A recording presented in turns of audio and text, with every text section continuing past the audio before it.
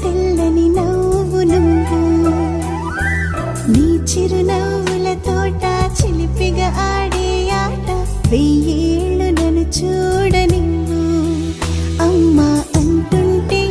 హృదయం ఉప్పొంగి ప్రాణం ఉయ్యాలలో పిండి నిన్ను